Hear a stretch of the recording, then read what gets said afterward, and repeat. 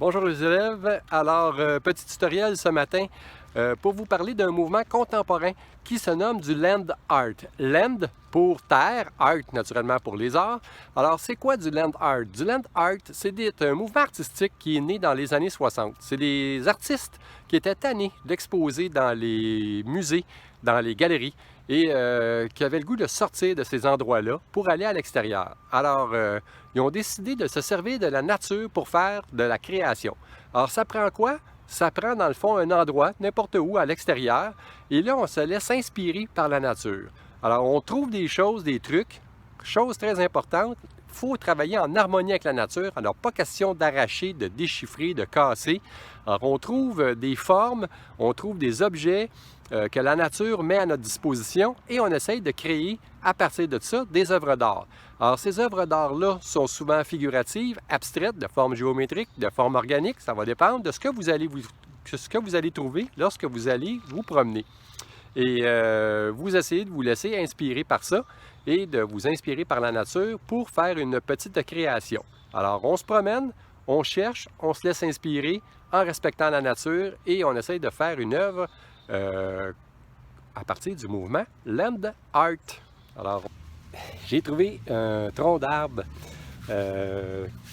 naturellement, il y a un arbre qui, à cause de la maladie, qui a été coupé et je me suis dit quoi faire avec ça.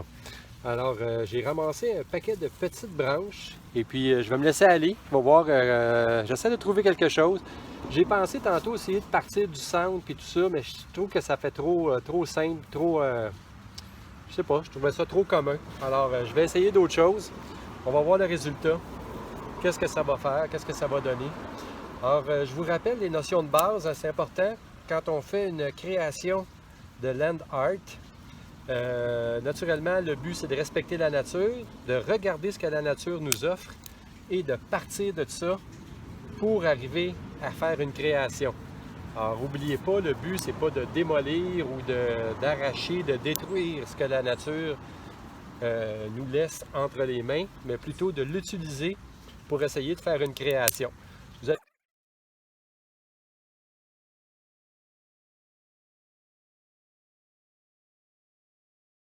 Alors, quand j'ai dit de ne pas briser, pas d'arracher, c'est sûr que si le bois, comme ce petit bois-là, il est mort, c'est pas vraiment grave, là.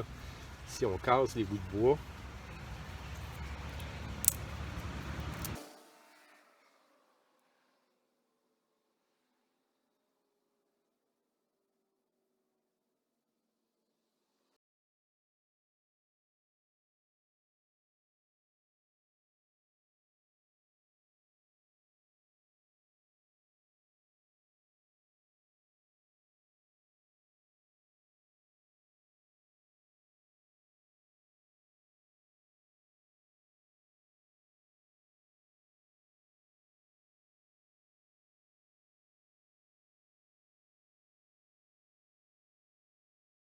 Bon, alors est-ce que c'est beau, comme je disais tantôt, tout est relatif. Il faut juste se rappeler une chose, du land art, ça a été créé par des artistes dans les années 1960 qui voulaient sortir des musées, des galeries et qui voulaient changer un petit peu de leur création qu'ils faisaient traditionnellement, soit de la peinture, du dessin, des œuvres. Et voilà, c'est un petit peu ce que ça donne.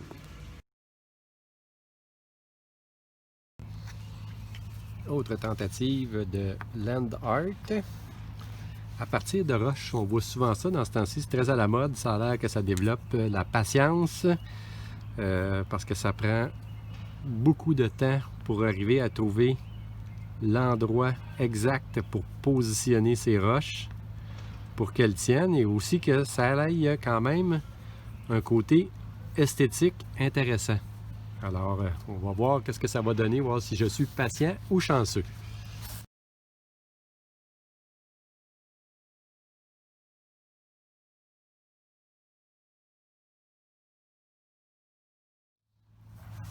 Alors, petite sculpture influencée du mouvement Land Art.